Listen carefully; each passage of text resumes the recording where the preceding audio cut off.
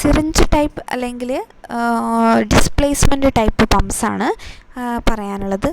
അപ്പോൾ അതിൻ്റെ കൺസ്ട്രക്ഷനെ കുറിച്ചിട്ട് പറയുകയാണെങ്കിൽ എന്താണ്, displacement type of pump, a piston or a plunger inside the chamber can move to and fro with the help of screw feed drive connected to a stepping motor.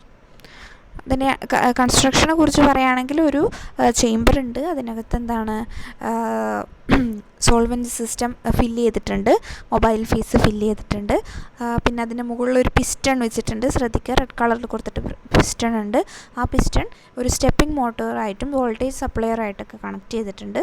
അപ്പോൾ electricity apply ചെയ്യുന്ന സമയത്ത് piston move ചെയ്യുന്നു. Piston move ചെയ്യുന്ന സമയത്ത് എന്താണ്, ഇതിനകത്തുള്ള solvent system move ചെയ്യുന്നതാണ് construction എന്ന് പറയുന്നത്. In the displacement type of pump all the mobile fees is contained within A chamber of A pump.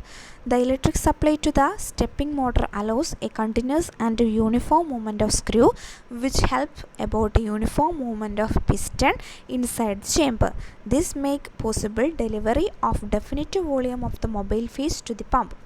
The flow rate of the mobile phase or the volume displaced by the piston per unit time depends on the voltage applied to the stepping motor.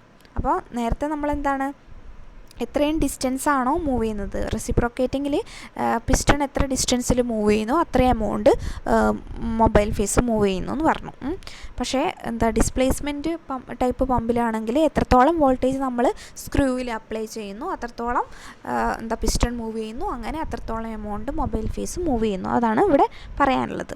ഇതിൻ്റെ അഡ്വാൻറ്റേജിനെ കുറിച്ച് പറയാനുണ്ടെങ്കിൽ displacement pump produce a pulse free flow since the continuous and uniform movement of the stepping motor with the help of a screw deliver the mobile phase continuously to the column. In this pumps the flow rate is independent of the back pressure in the column and viscosity of the mobile phase. Then disadvantage ne kurichu parayanengil the internal volume of the pump is sufficiently high so as to replace it high another solvent.